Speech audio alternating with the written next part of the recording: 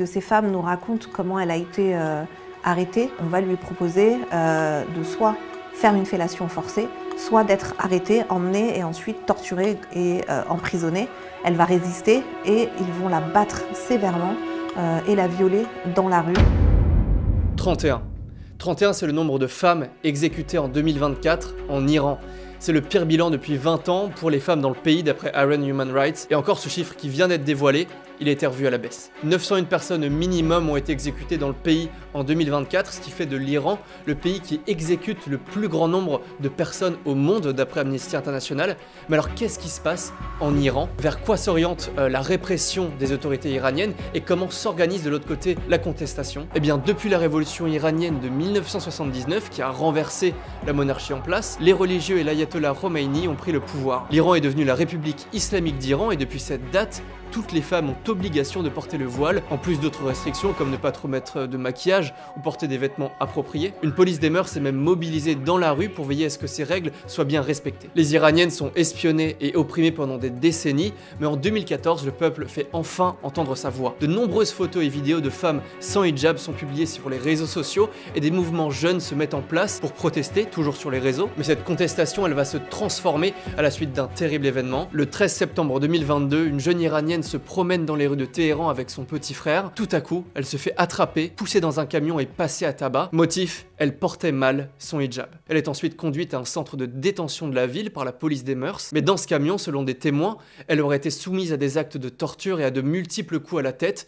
Elle finit par tomber dans le coma et 3 jours après, à l'hôpital de Kasra à Téhéran, elle meurt. Elle s'appelle Mahsa Amini, elle a 22 ans et sa mort tragique embrase le pays. De nombreuses manifestations ont lieu, elles sont réprimées dans le sang, les autorités tirent à balles réelles sur les manifestants, tuant des centaines d'hommes, de femmes, de mineurs. Le mouvement Femmes, Vie, Liberté prend forme pour lutter, la contestation durcit, mais la répression aussi. Et depuis plusieurs mois, on peut voir plein de vidéos passées sur les réseaux sociaux de femmes retirant leur hijab, qui est un symbole de l'oppression, mais aussi se faisant prendre à partie ou arrêter violemment en pleine rue. Lorsque Ahu Daryai, cette image d'elle apparaît sur les réseaux sociaux en sous-vêtements devant son université Azad à Téhéran, elle avait été agressée par des Basij, donc les milices de répression du régime, de la police des mœurs, là en l'occurrence, qui vont l'agresser, la harceler parce qu'elle ne portait pas une tenue islamique convenable pour eux. Ils vont lui déchirer en partie ses vêtements et dans un geste de résistance absolue, elle va utiliser l'arme la plus forte dont disposent les femmes iraniennes aujourd'hui à l'encontre des mollahs, c'est-à-dire son corps. Donc elle va se mettre en sous-vêtements et elle va marcher très courageusement, tête haute, face à cette police qui est autour d'elle et elle va être malheureusement arrêtée quelques instants après, très sévèrement battue. Et aujourd'hui, la République islamique nous dit qu'elle est internée en psychiatrie. Mais il faut savoir que dans les centres psychiatriques de la République islamique, les femmes sont droguées, sont agressées sexuellement, subissent des électrochocs. Tout est fait pour les briser psychologiquement. Et finalement, Ahu, c'est que le reflet de la répression. Et d'ailleurs, quelques jours après l'arrestation de Ahu Daryai, 2 jeunes filles iraniennes d'à peine 15 et 16 ans se sont suicidées parce qu'elles avaient été harcelées par cette police des mœurs qui traque les enfants jusque dans les écoles pour s'assurer que les lois islamiques sont bien respectées. Mona Djafarian est franco-iranienne, elle a recueilli le témoignage de nombreuses femmes qui subissent l'oppression des autorités. Dès l'âge de 6-7 ans, elles sont obligées de porter le voile. L'âge légal du mariage avait été ramené à l'âge de 9 ans, puis décalé à 13 ans, mais ça reste de la pédocriminalité. Les femmes n'ont pas le droit de chanter en Iran puisque leur voix en fait est considérée comme haram, donc péché. La République islamique rentre dans les sphères privées, donc elle peut vous arrêter pour un vernis à ongles, pour une mèche mal portée, parce que vous marchez à côté d'un homme et que vous n'avez pas la preuve sur vous que c'est un membre de votre famille ou que vous êtes fiancé avec la personne. Il y a cette jeune femme qui raconte que juste parce qu'elle tenait la main de son petit copain et que son voile était posé sur ses épaules, elle va être sévèrement battue, elle va subir une agression sexuelle ensuite au commissariat devant tout le monde et personne ne va réagir. Et on voit que finalement les agressions sexuelles et les viols sont pratiqués de manière systémique pour réprimer les femmes iraniennes aujourd'hui. Je pense qu'un des témoignages les plus forts, c'est justement celui dans lequel on voit ce qui se passe au moment des protestations dans la rue. L'une de ces femmes nous raconte comment elle a été arrêtée par ce qu'on appelle nous des lebos sharsi, donc c'est des gens qui sont habillés en civil mais qui travaillent pour le régime, et on va lui proposer de soit faire une fellation forcée, soit d'être arrêtée, emmenée et ensuite torturée et emprisonnée.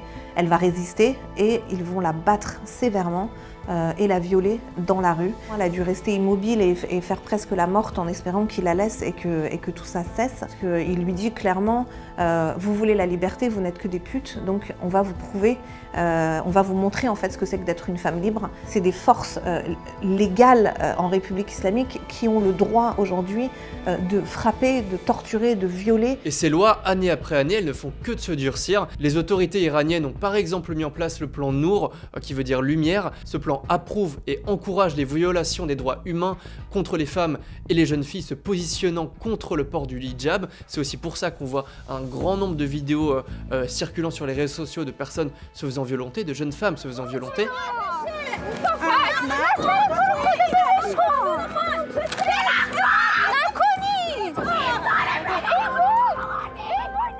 L'Iran prévoit aussi d'ouvrir une clinique de traitement à Téhéran pour ces mêmes femmes. C'est un centre de santé mentale qui offrira un traitement, je cite, scientifique et psychologique. Ça, c'est les termes du ministère de la promotion de la vertu et de la prévention du vice. Et l'une des dernières mesures en date, c'est l'utilisation de l'IA et l'installation de caméras intelligentes dans les rues ou dans les transports en commun pour traquer les femmes qui ne respecteraient pas le port du hijab.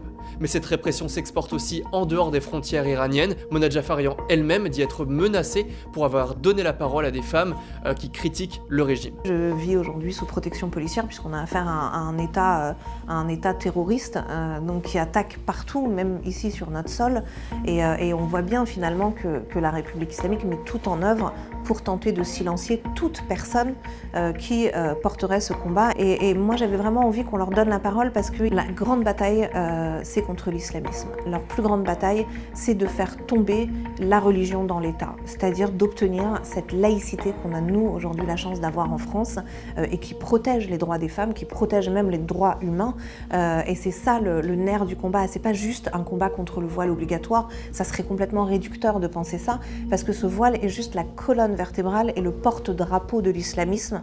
Donc si elles le brûlent, si elles l'enlèvent, si elles le détruisent, c'est parce que justement elles veulent faire tomber cet islam politique pour accéder à la démocratie et à la laïcité. On est plein d'espoir sur la suite de l'Iran. Tous les gens à qui vous parlez en Iran vous le diront, il n'y aura pas de marche arrière possible. Toutes ces femmes qui ont fait tomber le voile ne le remettront pas, quelles que soient les sanctions et quelles que soient les menaces. En fait, l'Iran aujourd'hui est une immense cocotte minute sur laquelle on a mis un couvercle de répression, mais le régime le sait, son plus grand ennemi est là, à l'intérieur même du pays, et à un moment, ça va réexploser parce que la population iranienne est très claire, ce régime doit tomber. Si vous avez aimé cette vidéo, n'hésitez pas à vous abonner pour ne rien louper de ce qu'on fait. On publie tous les mardis et les jeudis, donc des sujets d'actualité nationale comme internationale. Vous pouvez déjà regarder 2 autres de nos dernières vidéos.